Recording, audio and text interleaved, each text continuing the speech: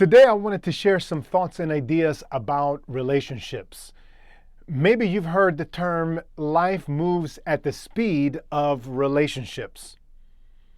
That certainly resonates with me. And for many of us, as you think of it, relationships are the core or the foundation in many areas of our lives. Think of your personal life. There are some relationships there. Think of your work life. Think of your spiritual life, your hobby, or your entertainment life. There may be some relationships there. We are influenced heavily by our relationships or our lack thereof. The point being is that relationships are an integral part of our lives. And a while ago, I read a book by Donald Miller. Shout out to Donald Miller. The name of the book was Scary Close. Scary Close. You can look that up, or we'll put it in the notes for the podcast. But one of the things that he wrote in the book that stuck to me is that relationships, or this concept that relationships are teleological. Relationships are teleological. And you're probably thinking, teleo what, Alejandro? This word comes from the Greek root tele or teleos, which means end or purpose. And it's a close relative to the word teleology, which has the basic meaning of the study of ends or purposes. So in essence, when we say relationships are teleological, it means that relationships are going somewhere. They have an end or a purpose. Because people are dynamic, then relationships are alive, they're a growing organism, and they're moving someplace. Therefore, the question we need to ask ourselves is, where are they going? In the day-to-day hustle and bustle of life, or what one of my mentors calls the barrenness of busyness, it can be easy to lose intentionality of where a relationship is going. If we are not intentional about being strategic in where the relationship is going, then at that point we allow external forces to begin to heavily influence that relationship. Now, external factors may not all be bad things.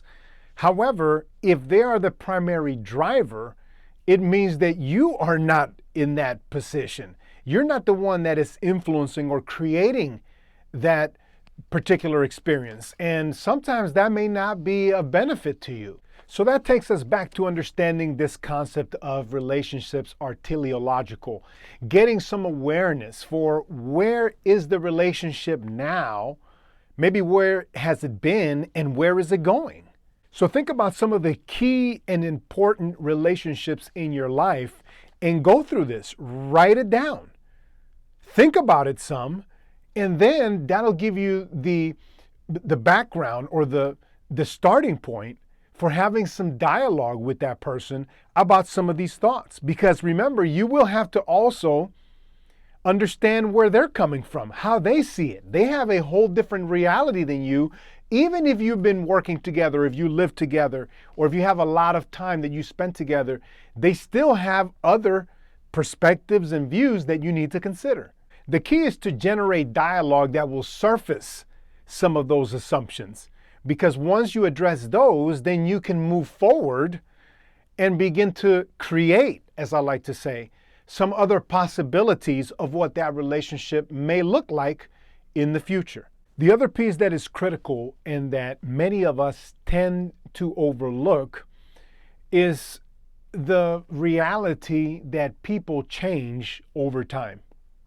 People change. I was listening to Graham Cook, who I follow, Graham Cook, you can look him up, and he said something that has continued to resonate with me. I think it's very, very insightful, but he indicated that we need to re-engineer our key or our primary relationships every 3 to 5 years. And this makes a lot of sense. If you think about it, are you the same person you were 3 years ago, 4 years ago, 5 years ago, 10 years ago?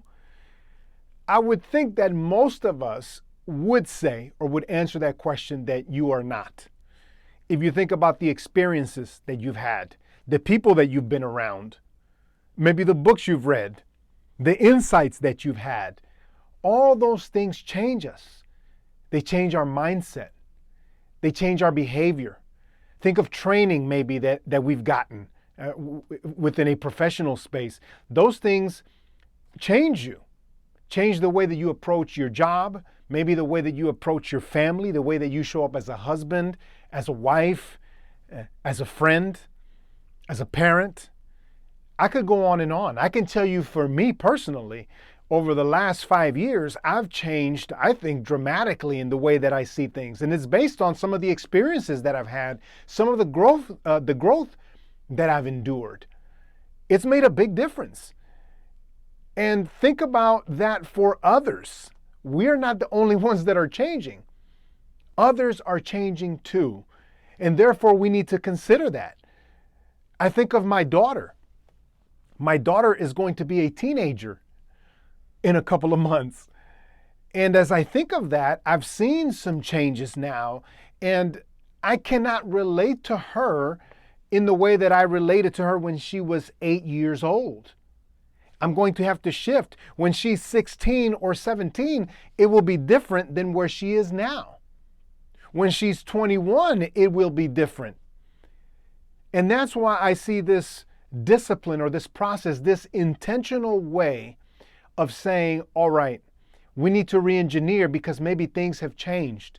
Think about in a marriage, how much we change, even though we're living together, how much people change because of their experiences, and yet we are not being intentional about thinking of the strategy that we need to have or develop as the relationship changes or as time goes by. We can learn from companies or businesses that do this. They set vision every few years to determine, okay, what's working, what's not working, where do we want to take the company? And we can learn from that. We can apply that to our own lives. So the onus is on us to then relate to others and to that other person in the relationship as they are now. Not as they were in the past, but as they are now, and looking at the next 3, 4, 5 years going forward. So if we take these two concepts, understanding that relationships are alive, that they're moving, that they're going someplace, along with reengineering, this concept of reengineering our relationships every 3 to 5 years, then this allows us to create some intentionality around our thinking, around our own values, what's important to us, to be able to articulate that, but also to become very inquisitive and curious about others. Because just as we have our perspectives in our vision, we can learn about the perspectives and visions of the other person. By doing this, I strongly believe that we put ourselves in a better situation to experience change, because we become part of the change, or we are the change agent, as opposed to waiting or reacting to something that is happening to us. And it also forces us to go to dialogue, because that's the only way that we will be able to re-engineer these relationships or understand or create a strategy, a win-win strategy or situation for where a relationship is going. So where can you apply this in your life? Identify at least, I would say, 1, 2, or 3 primary relationships. And you can choose any areas of your life. But apply these principles. Begin that action, that work, that dialogue, that thinking. And I'd be curious to see what it does for you.